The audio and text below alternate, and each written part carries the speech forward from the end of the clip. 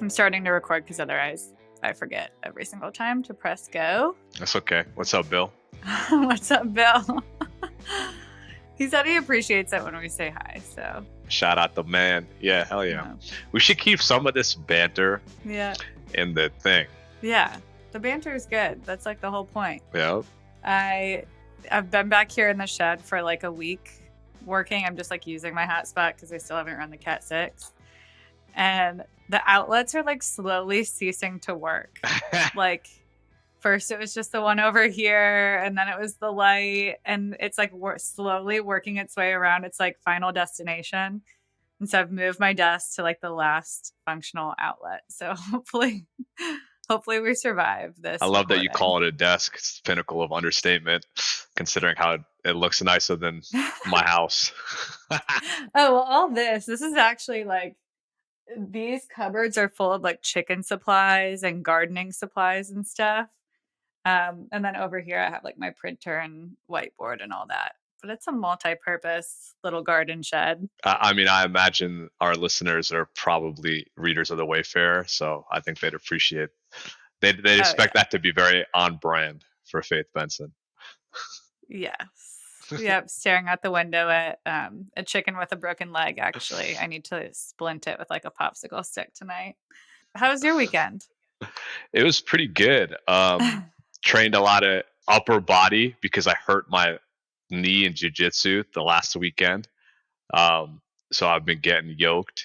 And so I've been getting into cooking like a lot. Yeah, it's been really fun. So I've been making some cool desi dishes. I made biryani like maybe 2 weekends ago. This past weekend I made some lamb korma that I have as leftovers. So I've been like, nice, because it's a whole thing. You need to buy like the right cookware. You got to go to the market. Yeah. You got to manage the inventory well, and like at some point the cost intersect. Like there's a cost intersection. Like because cooking when you first start out is actually more expensive than ordering in, right?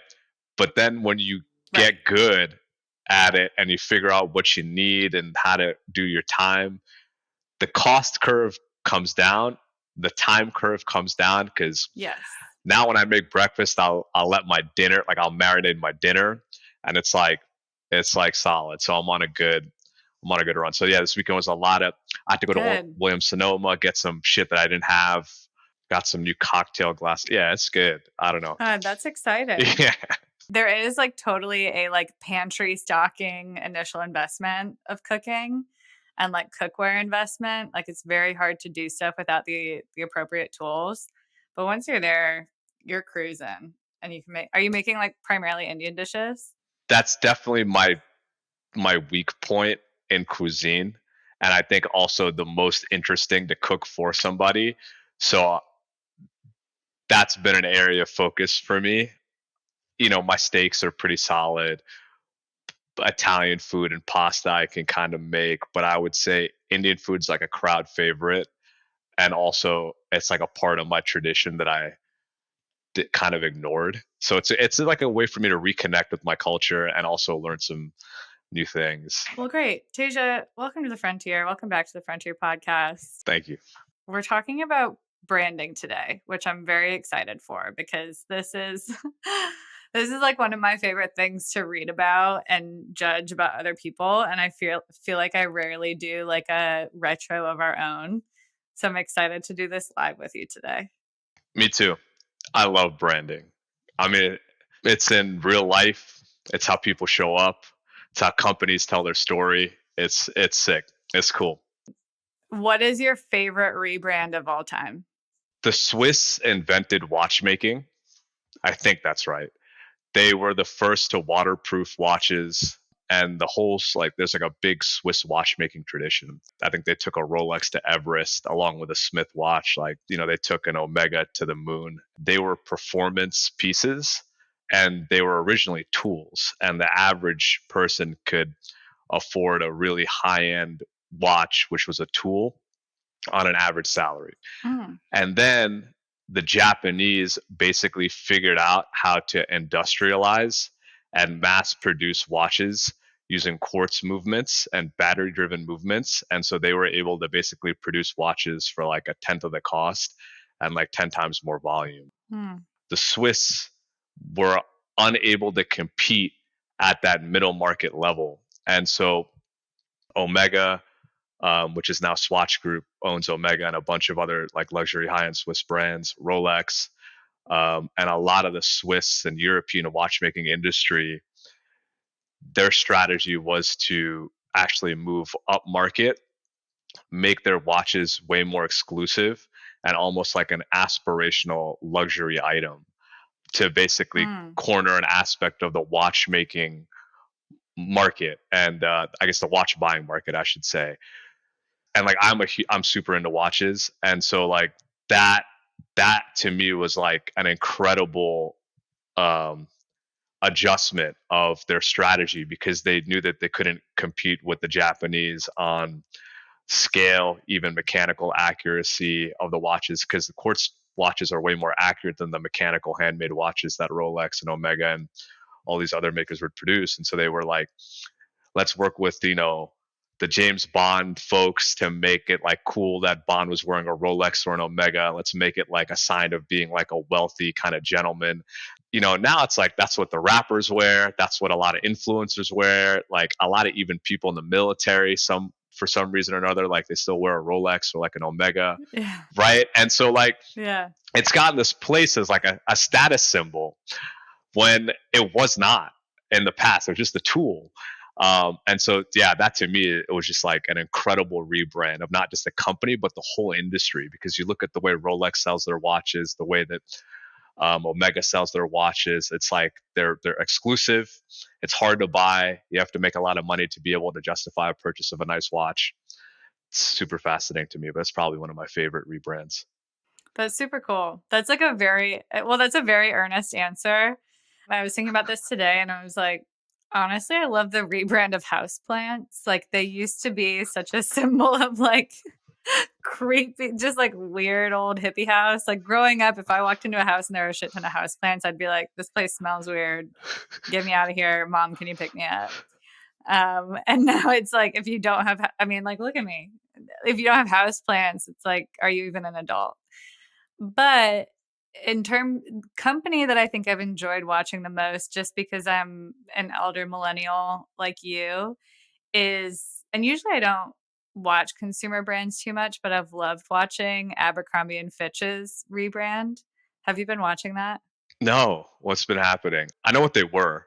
Right. It's really it's interesting because it's a rebrand while maintaining like the ethos of the original brand in a way. But basically they're like, okay, look, malls are dying, obviously, and our whole brand is now taboo.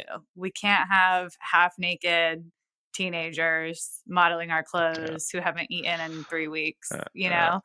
So they had to figure out like how do we get our original market back, which is you and I. mm, And so they started creating like clothes that are a little bit higher quality than what we would get at like the Gap or Zara or something, but then marketing it to us in a way that's like very strategically millennial, mm, which is like we like to be served very few options. mm, We want the style to be like created for mm, us. So that like the clothes are very different. The experience of shopping there is very different, but they did it with a, very specific demographic in mind, which is elder millennials that don't know how to be cool. So that one's been fun. And I will be the first to admit I have ordered a pair of jeans from Abercrombie and Fitch outside of 2005. So not proud, but No, I mean I love that, and actually, I remember having a conversation a few years ago where you were talking about how you like to lean into one brand because the pieces kind of work well together. And I love that. And I started doing that with this one brand. It's a little pricey, but they're called Faherty, and they're on 12 South actually here in Nashville. It's like this shirt's from them. Like they have a very cool kind of almost like casual workwear that's still professional and like high quality yeah. material kind of vibe. and all the pieces work really well together. And it is nice that you can buy style like out of the box and it all fits together because the length needs to be right, like the silhouette needs to fit, you know what I mean? Right. In the right way together. And so, yeah, that's cool. Will you buy more pieces from Abercrombie and Fitch, or are you waiting to see how this one fits? TBD. I've since started renting clothing, which we could have a whole podcast episode about how awesome that is. But our brand today, I'm going to walk us through like a visual experience here. This is our current website, our current brand, gun.io. Teja, how would you describe this? The feelings that it evokes for me is very futuristic. I mean, I don't know, this may be like indulgent, but like we were a part of this. I think it evokes a sense of professionalism. It's clean. I mean, kudos to you and Steve. It evokes a sense of like we know what the fuck is up because we work with companies that are pretty legit, and it evokes a sense of professionalism, some sort of, I don't know, like futuristic motif, space cowboy, cowgirl, cow person motif. That's what we were going for here. Like Yeah. it evokes all the shit that I've superimposed onto us during the design process. So I don't know about that. I think this is where brand comes from, right? Yep. Because if we go back, this is the OG site. Holy fuck. And it's so funny that like this is such a different translation of Space Cowboy, Wild West, even gun.io. Like the thing that we're trying to evoke here is like we're hired guns, we got this, you know? And it's like very obviously the design is very different, but I think the brand story is really similar. Like these guys, if they walked into some saloon in the Wild West, I'd be like ducking under tables. And I feel like that's kind of where we started, you know? Yeah, I love this actually. This was like some legit ass shit. This is good. Okay, so OG site, we had a jobs board, we had freelance posting, and then what was this? Just like a list of open source that people could contribute to? Yeah, yeah. The original ethos of the I see, open source bounty. yeah, the original ethos of the business was like, hey, there are a lot of talented devs that are basically looking for freelance opportunities to sustain their ability to work on things that help all of us, you know, write open source software. And so that was a core part of our mission in the early days of, I think, probably this tech boom that's lasted a decade or more. And then Yeah. Yeah. So, okay, a little bit about this. This is a friend of my co-founder. His name is Seth. He represented like the archetype of like the type of programmer like that we were serving, and he was like a real life friend of Rich. And the original business, like we were basically helping our friends. I mean, mostly Rich's friends get connected with companies that we would cold call on Angel List or market to through our blog on Hacker News or whatever the hell. And so, yeah, we got a lot of flack for this photo. Undue, I think, honestly. Really? Yeah, honestly. I mean, I gave a full and sincere apology for it. That it like we did not understand that it might impact people's feeling that they were excluded from becoming developers or from participating in the tech ecosystem. Like we didn't understand that. Yeah. So we were willing to apologize for that. But I do kind of think it's like it's a joke, and it's like this guy did have a beard. Yeah. It's like, and if you don't got a beard, that's totally okay. It's like, it's fine. If you can't grow a beard, for everyone who's like, yeah. If you're listening live, it's a dude with a beard, and the hero says, "Beards of experience, hire a top developer now." But it still carries like a lot of there's like this torn parchment header up here or top nav, and it's kind of reminiscent of where we started with this kind of Wild West OG internet theme. Um, but that's funny. I didn't realize this was our very first drama as a brand. This is the first political controversy. I spent probably a whole day on Twitter apologizing to people, and it's funny because probably one of the best devs in the company, in fact, the dude who runs our DevRel function, I've never seen him with any facial hair ever. So it's like, Okay, moving on from facial hair. yeah. We've gotten rid of the torn parchment on the top nav. We have a super clean looking website with a guy in front of a board that's got, what is that? Something behind him that looks formulaic. Yeah, my screen is blurry, so I can't see. I think that actually might still be Seth, or it might be a different person. I can't remember if that was like a stock image or like what. Knowing Rich, I'm like 99% sure it's not a stock image. I'm like 99% sure it's not. So that's amazing. Yeah, he's really good about this that. This one feels like it. Yeah, it feels like it's a response to getting flack on this one. Like we really pulled back on the branding and we're like, all right, let's just do a header that nobody can be mad about, and here's a picture, and super basic and pro.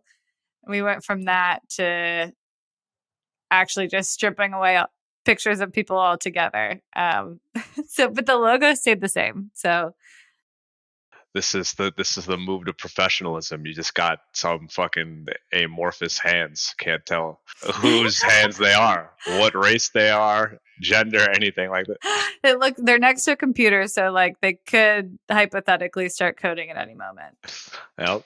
Okay, and then so this was our website when I first joined. And so we've got some really cool custom art. This is actually by a local artist in Nashville who made these scenes for us, and it's all derived from this like futuristic kind of like dystopian world where we've got, I don't know what this is, satellites that are doubling as like launch, like weapons launch. I don't know, you tell me, Teja. It's like a Rorschach test. You see what you want to see. I think this is what this is supposed to convey, which is like a feeling of like, okay, you're like on the edge of like doing something sick, and you need people who have been there, who are already doing something cool technically. And so we have access to these people, and they're doing some crazy shit with balloons and satellites. Mm-hmm. Yeah, I loved this site, and obviously I love our new branding as well, which we can just fast forward across 2 years. But we went dark mode, but much cleaner, and then obviously this is our final iteration today. But it's so interesting how the thread that ties everything together has been the same, but it's been interpreted in so many different ways. That's so true. I think what's interesting to think about as well is like the ethos of the brand, right? So not just like the visual manifestation of how we interpret what gun.io means, but also like why we exist and who we serve, right? Like we started off with offering bug bounties, and now we're paying people enough to, feed them and their families and buy second homes and all that awesome stuff. It's just like it's crazy. It's like it's interesting too how like the level of legitness has increased as our designs have become a little bit more legit too, right? Totally. I mean, the ethos has been consistent, and I think our love for what we do has been consistent. Like it feels really feels like deeply meaningful to provide jobs and like create economic opportunity for people that we've never met in real life, and then also to help companies like create the solutions that they want to create to bring into this world. And that's probably been my favorite part of the job. And it's cool, like as the company has grown, the means by which we can like depict that visually, basically our first impression has Mm-hmm. like also gotten, I don't know, stronger. So our capabilities increased. Like the designs keep getting cooler and more slick and more professional. And I mean, like also technology is getting better. Like it's easier to make a tighter looking Mm-hmm. website, you know, because of the open source developers. Actually, like that's also true. Like it's because Yes. devs are making it fucking easier to make cool shit. So kudos. I wonder if there's any, obviously we chose Gun.io as a name for a reason, and you and I have talked about this in the podcast as well.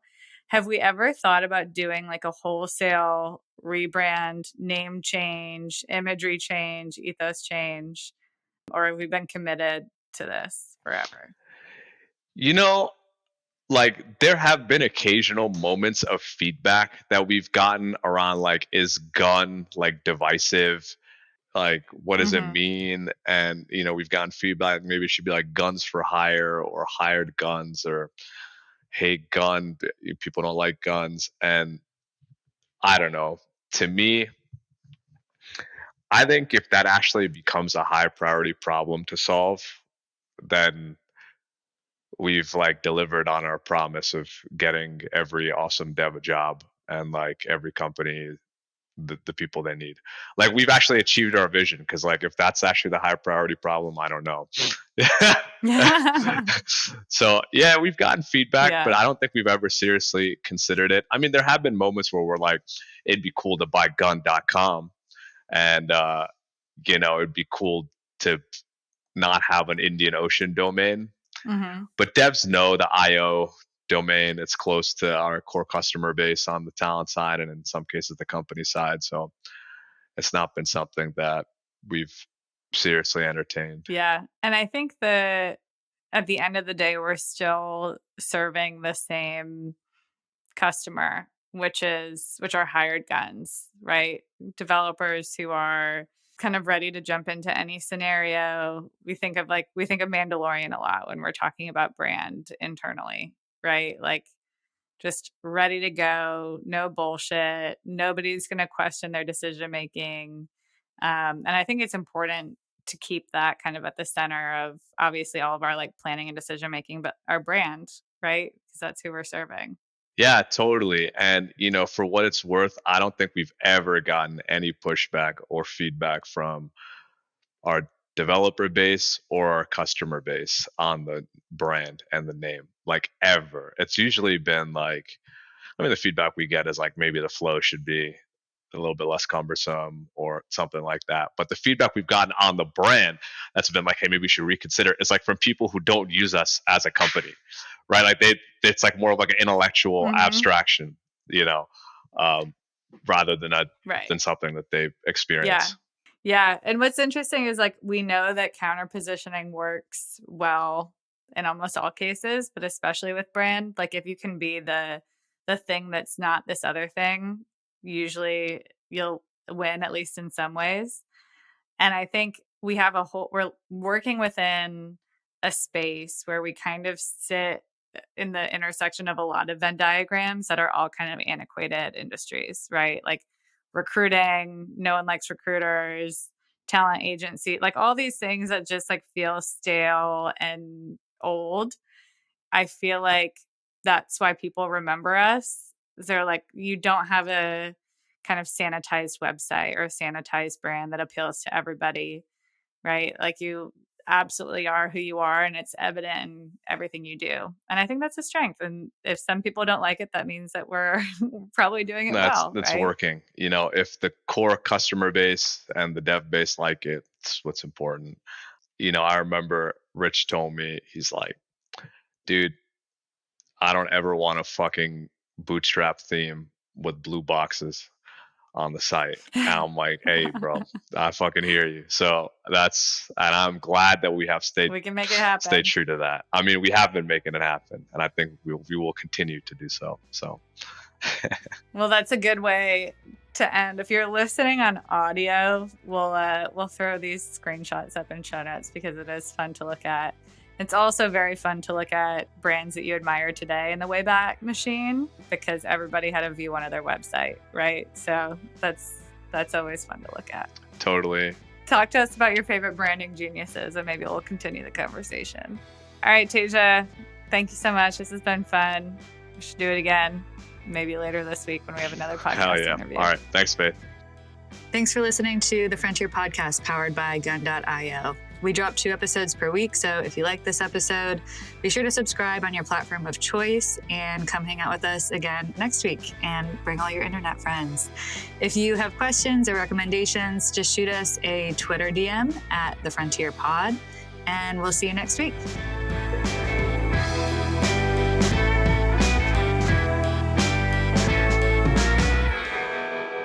It's probably just a latency issue. I bet it's on your end, because I'm on fiber. Oh, it's 100%. I mean, I'm on a hotspot, so definitely on my end. That's all good. I mean, Bill can edit us so we sound normal. Hi, Bill. Bill can edit us so we sound normal. Hi, Bill. Thanks for editing us.